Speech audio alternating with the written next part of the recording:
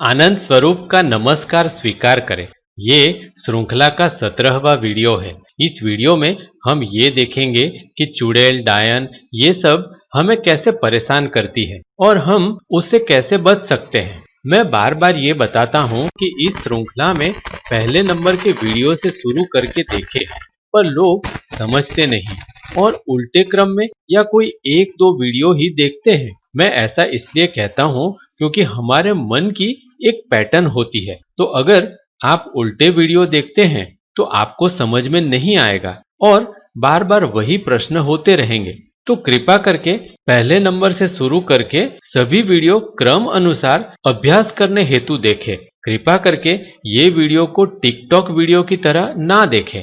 आप मेरी चैनल में प्लेलिस्ट में देखेंगे तो सभी वीडियो क्रम अनुसार देखने के लिए एक लिस्ट आपको मिलेगा। चलिए तो विषय को आगे देखें। पिछले थोड़े वीडियो में हमने प्रेत आत्मा की यादों के अलग अलग 5 प्रकार देखे थे और पुरुष चित्त और स्त्रीण चित्त की आत्मा कैसे बनती है और उससे कैसे बचा जा सकता है वह भी देखा था। अब तीसरे और चौथे प्रकार चुड़ैल यानी ओवर प्रोटेक्टिव और डायन यानी बॉसी, ये दोनों के बारे में देखें।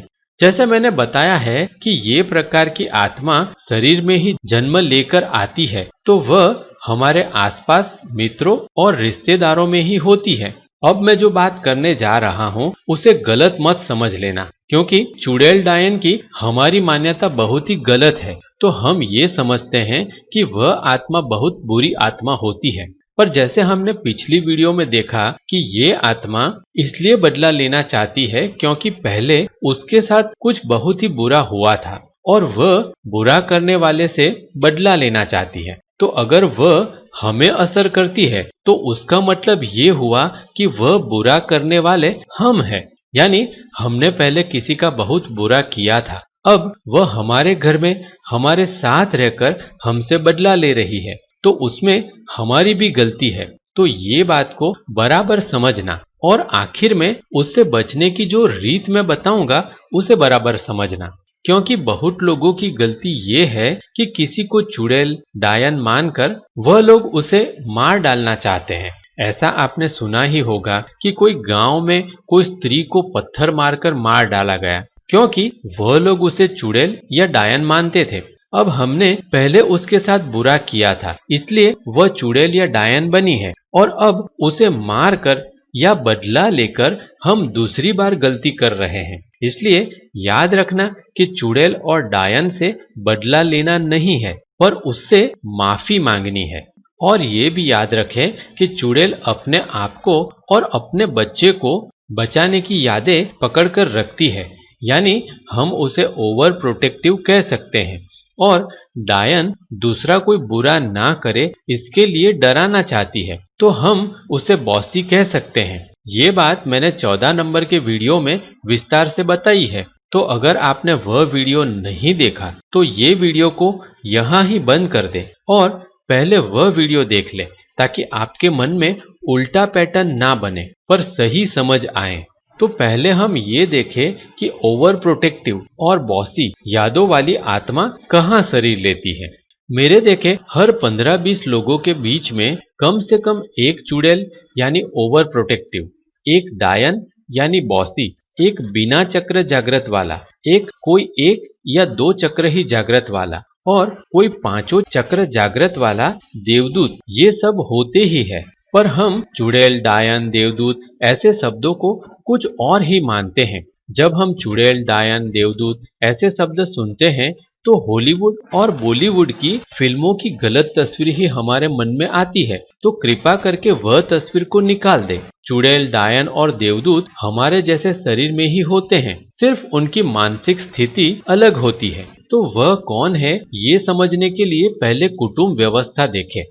अभी हम एक कुटुंब में माँ बाप और 2 बच्चे मानकर चले तो एक पति पत्नी और 2 बच्चे, एक लड़का और एक लड़की, पति के माता पिता, बहन, बहन का पति और उसके 2 बच्चे, पत्नी के माता पिता, भाई, भाई की पत्नी और 2 बच्चे, यानी ये एक कुटुंब के 16 लोग हो गए। इसमें थोड़ा कम ज्यादा हो सकता है। अब ये सब आत्मा में से कोई एक या एक से ज्यादा आत्मा चुड़ैल यानी ओवर प्रोटेक्टिव होगी, कोई एक या एक से ज्यादा डायन यानी बॉसी आत्मा होगी। पहले ऐसा माना जाता था कि चुड़ैल और डायन की आत्मा सिर्फ स्त्रियों में ही आती है, पर ऐसा नहीं है। ऐसा देखा गया है कि वह आत्मा पुरुषों में भी आती है। यानी ये 16 में से हो सकता है कि माता, दादी, नानी, बहन या पति, पिता, दादा, नाना, भाई कोई भी चुड़ैल की यादें यानी ओवर प्रोटेक्टिव हो सकता है, और कोई भी डायन की यादें यानी बॉसी हो सकता है। और साथ साथ में ऐसी आत्मा भी होगी कि जिनके कोई भी चक्र चालू ना हो, यानी वह सिर्फ जिंदा होता है, उसे जीवन में कोई रस ही नहीं होता। ये 16 में से किसी के एक या दो चक्र ही चालू होते हैं। यानी ऐसा सोच ले कि ये 16 में से कम एक व्यक्ति ऐसा होगा जिसका सिर्फ मूलाधार चक्र ही चालू हो, यानी वह या तो संभोग की वासना में पड़ा होगा या उसे सिर्फ खाने की लालसा ही होगी। ऐसे तो ज्यादातर मूलाधार चक्र वाले को संभोग की तकलीफ ही होती है, पर अभी हमने समाज में संभोग को बहुत ही बुरा मान लिया है, तो ज्यादातर लोग उसके बारे में बात ही नहीं करना चाहते। तो होता यह है कि संभोग की जो ऊर्जा है वह खाने की लालसा में चली जाती है। यानी हम ऐसे बहुत से लोग देखते हैं जो सिर्फ खाने की बातें ही करते रहते हैं, खाना ही उनके जीवन में सबसे महत्वपूर्ण बात बन जाती है। अब हम समाज में खाने को बुरा नहीं समझते, तो ये समस्या बहुत ही ज्यादा हो जाती है और पता भी नहीं चलता। अब यही 16 में से किसी एक का स्वादिष्ठान चक्र चालू होगा, यानी उसे बहुत डर लगता होगा, यानी बात बात में वह डरने वाला होगा, ये बुरा हो जाएगा, वह बुरा हो जाएगा, हमेशा ही नकारात्मक बातें बोलते रहने वाला। और ये 16 में से कोई एक पांचों चक्र पार कर लेने वाला देवदूत जैसा भी होगा कि जो सबके बीच में सुलह कराता रहता है। अब ये मैं जनरल बात कर रहा हूँ, इसमें थोड़ा कम ज्यादा हो सकता है। तो उसका मतलब ये हुआ कि ये जानकर हमें ये देखने नहीं बैठना कि मेरे कुटुंब में कौन चुड़ैल की यादें पकड़ता है या कौन डायन की यादें पकड़ता है या कौन देवदूत जैसा है, या ये भी देखना नहीं है कि मेरे कुटुंब में ये चक्र वाला क्यों नहीं है। हमें सिर्फ इतना देखना है कि मैं खुद कहाँ फिट हो रहा हूँ और मैं उसे कैसे ठीक कर सकता हूँ। हमें ये देखना है कि कहीं मैं खुद चुड़ैल, डायन या कोई चक्र की समस्या में फंसा आत्मा तो नहीं होना। जैसा हमने पिछले वीडियो में देखा है कि ये सब फ्रीक्वेंसी के हिसाब से चलता है, तो ये सभी प्रकार की फ्रीक्वेंसी एक साथ आ ही जाएगी। यानी हमारी फ्रीक्वेंसी जिसके साथ मैच होती हो, या कहो कि हमने पिछले जन्म में जिसका बुरा या अच्छा किया हो, वही हमारे साथ चुड़ैल, डायन या देवदूत बनकर आए होंगे। ऐसा भी हो सकता है कि हम ही चुड़ैल, डायन या देवदूत की आत्मा लेकर आए हो। तो हमें हमारा जीवन देखना चाहिए और उसे बदलना चाहिए। हमारा मन तो ये कहता है कि पूरे कुटुंब में मैं ही देवदूत की आत्मा हूँ, पर वह बात हमेशा सही नहीं होती। सब लोग अपने आप को देवदूत और दूसरे को शैतान ही मानते हैं। पर यह बात याद रखें कि अगर हम देवदूत की आत्मा होते तो हमको कोई समस्या होती ही नहीं, हम सिर्फ दूसरों की मदद करने ही आए होते। तो अगर हमको हमारे जीवन में कोई समस्या नजर आती है तो हम देवदूत की आत्मा नहीं है। ये मैं इसलिए कहता हूँ क्योंकि हम सब मनुष्य की एक आदत है कि हम अपने आप को सुपर ही मानते हैं। हम सब ये मानते हैं कि मेरे में तो कोई गलती है ही नहीं, पूरी दुनिया ही खराब है। पर असल में जैसा हम ये पूरी श्रृंखला में देख ही रहे हैं कि हमारी जैसी फ्रीक्वेंसी होगी ऐसा ही हमें मिल रहा है। तो गलती हमारी है वह मानकर चले तो ही आगे का रास्ता समझ में आएगा।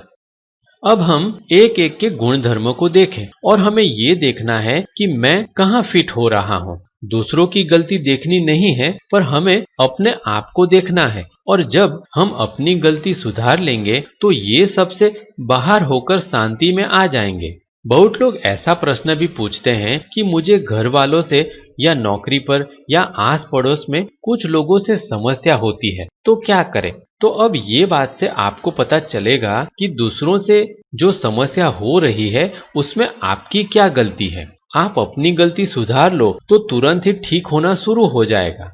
पहले चुड़ैल यानी ओवर प्रोटेक्टिव यादों के बारे में देखें। अब ये आत्मा ने बचाव करने की और बदला लेने की यादों को पकड़कर रखा है, तो जरूर हो या ना हो, वह बचाव ही करती रहती है और दूसरों को परेशान ही करती रहती है। उन्हें भी पता नहीं कि वह क्या कर रहे हैं, तो इसमें उनकी कोई गलती नहीं है। मैंने ऐसा देखा है कि कुछ माता पिता, दादा दादी, नाना नानी या पति ऐसे होते हैं कि जो बच्चों और अपनी बीवी को छोड़ते ही नहीं। इतना संभालते हैं कि जो जरा ज्यादा ही हो जाता है। उनका लड़का बड़ा हो जाए, शादी कर ले, फिर भी उसके लिए सब कुछ वही तय करते रहते हैं। उन्हें लगता है मेरे बच्चे को कुछ तकलीफ नहीं होनी चाहिए। ज्यादा तकलीफ तब शुरू होती है जब उसे बचाने के लिए दूसरों का बुरा बोलने लगते हैं। और कई घर में ऐसा होता है कि माता या पिता को ऐसा लगता है कि मेरे लड़के की बहू उसे बिगाड़ देगी, तो लड़के को बचाने की याद में लड़के की पत्नी का बुरा भला बोलने लगते हैं या लड़का जो काम कर रहा है उसके बारे में बोलने लगते हैं। ऐसा सोचे कि लड़का बाहर जा रहा है, तो चुड़ैल यानी ओवर प्रोटेक्टिव यादों वाली आत्मा उसे कहती है कि देखना, गाड़ी जरा धीरे चलाना, संभल कर चलाना। यहाँ तक तो ठीक है, पर वह कहने लगते हैं कि देखना अकस्मात न हो जाए। अगर अकस्मात हो गया तो तेरा हाथ या पैर टूट जाएगा। अगर तुझे कुछ हो गया तो हमें कौन देखेगा। आजकल बहुत लोग बहुत जोर से गाड़ी चलाते हैं, तो ये बुरा हो जाएगा, वह बुरा हो जाएगा वगैरह सब बोलने और सोचने लगते हैं। आगे लॉ ऑफ अट्रैक्शन वाली वीडियो में इसके बारे में ज्यादा बताऊंगा, पर अभी सिर्फ इतना याद रखें कि बचाने वाली आत्मा कहीं तकलीफ ना हो जाए ये सोचकर जो बोलती और सोचती है उसी से तकलीफ बढ़ती है।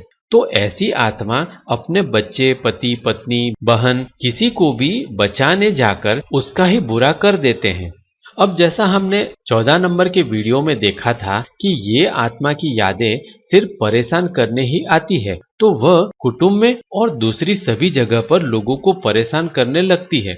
जैसे एक ही बात बार बार करते रहते हैं, जो ना बोला हो वही बात करने लगते हैं। जैसे घर में आपने ना बोला हो बच्चों को ये खाना या ये वस्तु देनी नहीं है, तो वही खाना या वस्तु छुपा कर उन्हें देने लगते हैं। या आपको जो वस्तु खाना पसंद नहीं हो वही आपको बार बार खाने के लिए बोलते रहते हैं। डॉक्टर ने जो खाना मना किया हो वही खाना ज्यादा खाने लगते हैं। बार बार मैं बीमार हूँ ऐसा बताने लगते हैं और उन्हें ऐसा होने भी लगता है। या कोई माता अपनी बेटी पर या पिता अपने बेटे पर या दादा दादी या नाना नानी बच्चों पर बिना कारण गुस्सा करते रहते हैं या बार बार उनकी गलती निकालते रहते हैं। ये सब करके वह आपको परेशान करना चाहते हैं और ये भी दिखाते हैं कि मैं तेरे भले के लिए या प्रेम की वजह से ऐसा कर रहा हूँ। ये उन्हें भी नहीं पता कि वह प्रेम दिखाकर सबको परेशान कर रहे हैं।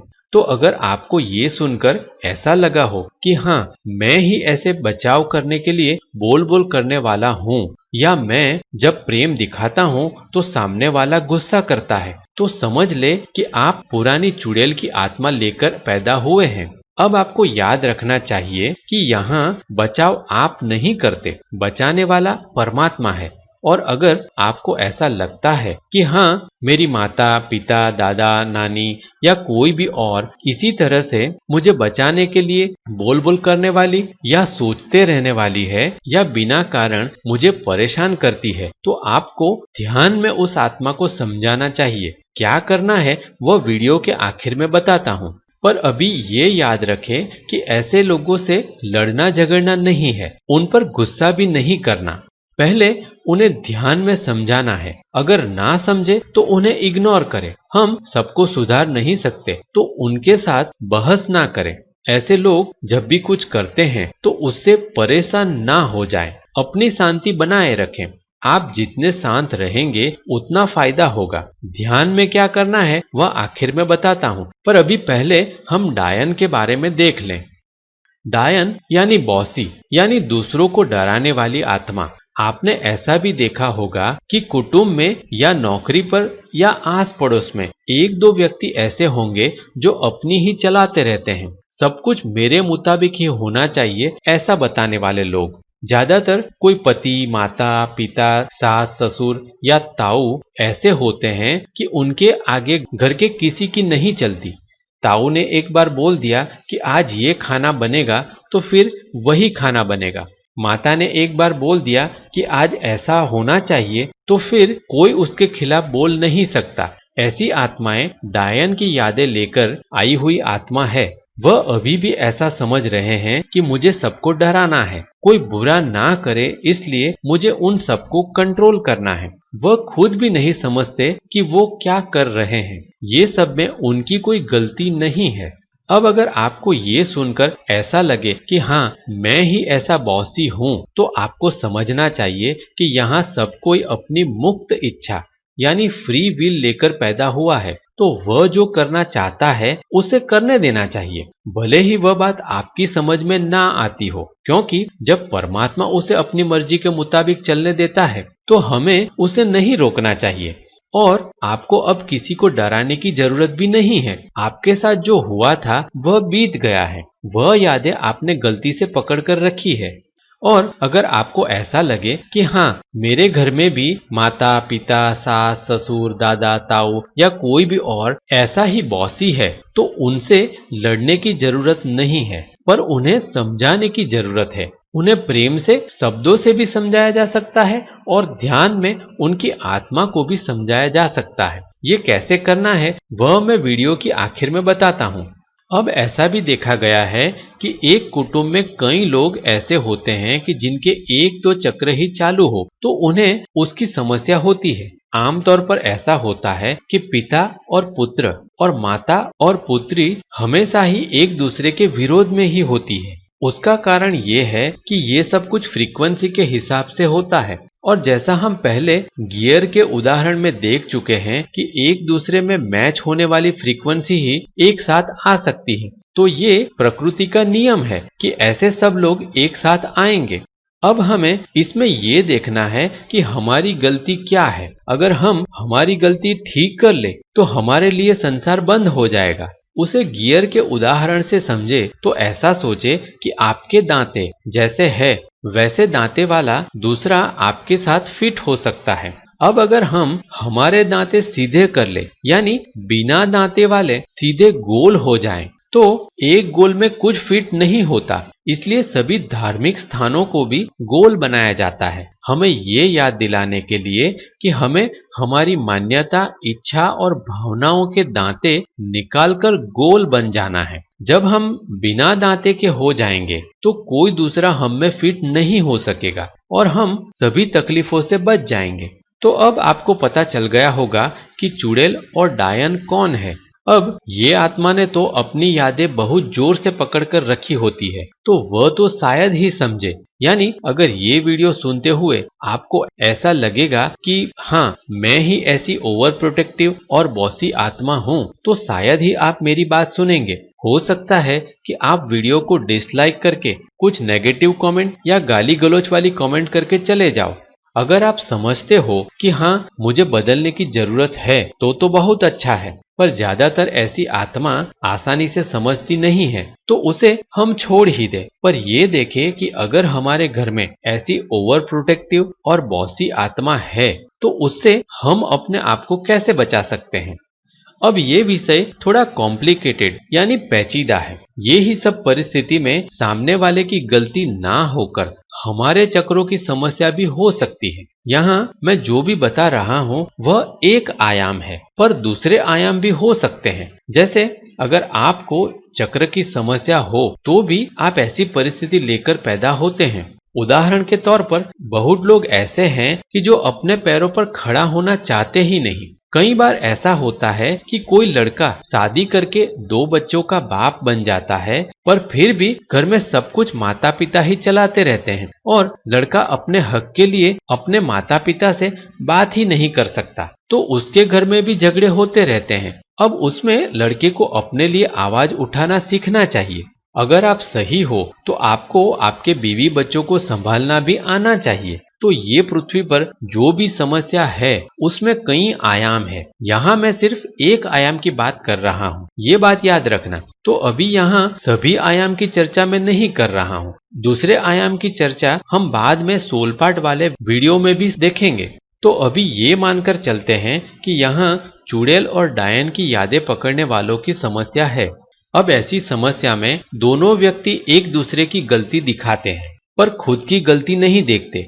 असल में ऐसी सभी समस्याओं में दोनों की 50-50% गलती होती है। भले ही आपको ऐसा लगे कि मेरी कोई गलती है ही नहीं, पर असल में 50% गलती होती है। और ऐसी समस्या में सास को कहो तो वह कहती है कि बहू को ठीक करो, और बहू को बोलो तो वह कहती है कि सास को ठीक करो। पति को बोलो तो वह कहता है कि पत्नी को ठीक करो, और पत्नी को बोलो तो वह कहती है कि पति को ठीक करो। बॉस को बोलो तो वह कहता है कि एम्प्लॉय को ठीक करो, और एम्प्लॉय को बोलो तो वह कहता है कि बॉस को ठीक करो। इसलिए ये मामले में मैं ज्यादा कुछ नहीं कहूंगा। सबको परम ऊर्जा का सीधा ज्ञान लेकर अपना अपना निर्णय लेना चाहिए। पर मैं सिर्फ इतना कहता हूँ कि दोनों की 50-50% गलती होती है, और ये सब कुछ इसलिए होता है क्योंकि हम सब ने गलत यादों को पकड़कर रखा है, और हम हमारी यादों को ही सच्चा और अच्छा मानकर चलते हैं, पर पूरी बात को समझने की कोशिश नहीं करते। तो अगर हम हमारी 50% गलती ठीक कर ले तो समस्या कम हो जाती है। तो ऐसी सभी समस्या में ये कर सकते हैं। पहला, ये गलत हो रहा है, वह गलत हो रहा है, वैसा सोचना और बोलना बंद कर दें। उसके बारे में ज्यादा बात ना करें। आमतौर पर ऐसा देखा गया है कि हम हमारे मित्रों से उसके बारे में ही बात करते रहते हैं। जैसे कोई बहू या बेटी अपनी सहेली से हमेशा ही ये बताती रहती है कि मेरी सास ने या माता ने आज ये बुरा किया, या कोई पिता या बेटा ये ही बताता रहता है कि मेरे बेटे ने या पिता ने क्या क्या बुरा किया, या कोई एम्प्लॉय ये ही बताता रहता है कि मेरे बॉस ने आज क्या क्या बुरा किया। तो सबसे पहले हमें उसके बारे में बात करना बंद करना होगा। समस्या है, पर उसके बारे में दिन भर सोचते और बोलते रहने की जरूरत नहीं है। दूसरा, नकारात्मक बात करने से उल्टा सकारात्मक बात करना शुरू करें। जैसे ये सोचना और बोलना शुरू करें कि अब सब कुछ ठीक होने लगा है। जब आप अपने मित्रों से मिलो तो अच्छा होगा कि उसके बारे में बात ही ना करो, पर अगर सामने वाला बात निकालता है तो ये ही कहे कि अभी पहले से बहुत अच्छा है, सब कुछ ठीक हो रहा है। भले आपको परेशानी हो, पर उसे सकारात्मक रूप से देखें। मन में भी ये सोचते रहें कि अब सब कुछ ठीक हो रहा है। तीसरा, ध्यान में बैठकर परमात्मा से प्रोटेक्शन मांगे, और सबसे पहले अपने शरीर में ऊर्जा को घुमाकर अपने शरीर को साफ कर ले। परमात्मा का आभार माने कि तू सब कुछ ठीक कर रहा है, उसके लिए मैं तेरा आभारी हूँ। परमात्मा से सब बातों की शिकायत करनी नहीं है, ये बात याद रखें। यानी ध्यान में या प्रार्थना में ये नहीं बोलना है कि परमात्मा तू उसे सबक क्यों नहीं सिखाता, मुझे इसमें से बाहर क्यों नहीं निकालता, या उसे मार डाल या मुझे मार डाल। ये सब बोलना नहीं है, पर सिर्फ इतना कहे कि परमात्मा तू सब कुछ ठीक कर रहा है, उसके लिए मैं तेरा बहुत आभारी हूँ। जल्द से जल्द सभी परिस्थिति को ठीक कर दे। चौथा, फिर ऊर्जा को घुमाकर अपनी नाभि के पास लेकर आएं और सभी आत्मा से माफी मांगे। ऐसा मान ले कि अगर आपको आपकी माता पिता, सास या बॉस से परेशानी है तो मन में पहले उनकी तस्वीर लाएं और फिर उनकी आत्मा से माफी मांगे कि मैंने ये जन्म में या पिछले जन्म में जो भी गलती की हो उसके लिए मुझे माफ करें। मैं मेरे सभी कर्मों के लिए आपसे माफी मांगता हूँ। पांचवा, फिर ध्यान में उनके शरीर को देखे और उनके शरीर में परमात्मा की ऊर्जा को भेजे। परमात्मा से मांगे कि हे परम ऊर्जा, ये आत्मा के शरीर में मेरे लिए जो खराब यादें पड़ी है उसे निकाल दे। मैं मेरी सभी गलती के लिए माफी मांगता हूँ। अभी हमारे दोनों के बीच में सुलह हो जाए और हम शांति से जी सके, ऐसी ऊर्जा हम दोनों के शरीर में आने दे। छठा, फिर जहां आप दोनों साथ होते हो, यानी आपका घर या ऑफिस को ध्यान में देखे और उसमें दूसरे सभी व्यक्तियों को भी देखे और वह सबसे भी माफी मांगे। उनके सभी के शरीर में और वह जगह पर परम ऊर्जा को भेजे, सभी के शरीर को और वह जगह को साफ करें। ये विधि को लगातार करते रहें। अब इसमें ध्यान करते वक्त ये जरूरी नहीं कि व्यक्ति या जगह की पूरी तस्वीर आपको साफ साफ दिखाई दे। सिर्फ उनके बारे में सोचे। अगर आपको वह व्यक्ति या जगह पूरी पूरी दिखाई नहीं देती तो भी ऐसा भाव करते रहे कि वह व्यक्ति और जगह से सारी नकारात्मक ऊर्जा निकल जा रही है और परमात्मा की सकारात्मक ऊर्जा उनमें जा रही है। और साथ में शारीरिक रूप से भी जब आप एक दूसरे के आमने सामने आओ तो अपना ईगो ना रखें। यानी अगर सामने वाली व्यक्ति कुछ कहती है तो उसका बुरा ना माने या उसको गुस्से से उत्तर ना दे। जैसा मैंने पिछली वीडियो में बताया वैसे ये सब में हमारी गलती भी है। हमने ऐसी आत्मा को पहले मार डाला था या मारने में भाग लिया था तो अब वह हमें परेशान करती है। ये बात याद रखें। ये सबको ठीक होने में थोड़ा वक्त लगेगा। कितना वक्त लगेगा वह आपके प्रेम और श्रद्धा पर निर्भर है। अगर आप सही में व्यक्ति को प्रेम करते हो तो परिणाम जल्द मिलेगा। 7वां, घर में या दफ्तर में या कोई भी जगह जहां आपको जरूर लगे वहां शारीरिक रूप से घूमकर ऐसा बोले कि हे परमात्मा, यहाँ जो भी नकारात्मक ऊर्जा हो उसे यहाँ से दूर कर और ये सब जगह को तेरी सकारात्मक ऊर्जा से भर दे। ये विधि रोजाना करते रहें।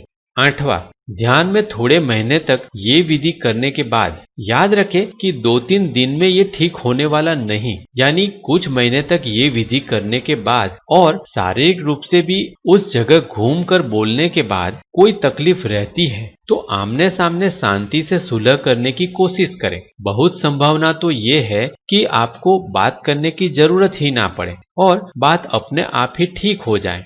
पर अगर बात करनी ही पड़े तो याद रखें आपको आपका ईगो छोड़ना पड़ेगा, तभी परिणाम मिलेगा। यानी शांति से स्पष्ट शब्दों में बात करें, जितना हो सके आपकी ओर से छोड़ दें और सुलह कर लें। 9वां, साफ मन से सब कुछ करने के बाद अगर समस्या ठीक ना हो तो फिर आप शारीरिक रूप से अलग हो सकते हैं। उदाहरण के लिए अगर पति पत्नी में समस्या हो तो पत्नी की तरफ से देखें तो पहले अपने पति को समझाने की कोशिश करें। अगर आपके सभी प्रयत्न निष्फल हो जाएं तो फिर पति से अलग हो सकते हैं। और अगर समस्या माता पिता से है तो पहले उन्हें समझाएं। सब प्रयत्न निष्फल हो जाने पर उनसे अलग हो सकते हैं। और अगर समस्या काम के स्थल पर हो तो पहले समझाने की कोशिश करें। ठीक ना ही हो तो वह नौकरी की जगह बदल दे या नौकरी छोड़ सकते हैं। अब ये 9वां स्टेप पहले 8 स्टेप करने के बाद ही करना है। यानी याद रखें कि मैं ये नहीं कह रहा कि सब कुछ छोड़कर अलग हो जाएं। पहले 8 स्टेप करके अपनी तरफ से सुलह करने की पूरी कोशिश करें। उसमें हमें जिद नहीं करनी, ये बात याद रखें। और अगर कुछ काम न आए तो ही 9वां स्टेप कर सकते हैं। अभी आप ये सोचोगे कि मैं पति से कैसे अलग हो जाऊं, मेरे बच्चे को कौन देखेगा या माता पिता को छोड़ दूंगा तो कहाँ रहूंगा, पैसे कौन देगा या नौकरी कैसे छोड़ दूं। अगर मैं ऐसा करता हूं तो मुझे ये समस्या होगी, वह समस्या होगी वगैरह सब सोचते हैं। पर ये सब सोचना नहीं है। सोचने से समस्या बढ़ेगी। यहीं पर हमें परमात्मा पर भरोसा रखना है कि परमात्मा जो भी करेगा अच्छा ही करेगा, वही कोई रास्ता दिखाएगा। समाज की व्यवस्था और परमात्मा की व्यवस्था दो अलग अलग बातें हैं। समाज की नजर में जो अच्छा हो सकता है कि वह परमात्मा की नजर में अच्छा ना हो, और जो समाज की नजर में बुरा है हो सकता है कि परमात्मा की नजर में वह अच्छा हो। तो अभी से ये सोच ना ले कि मुझे ऐसा ही करना है। बातों को पहले से नक्की नहीं करना है।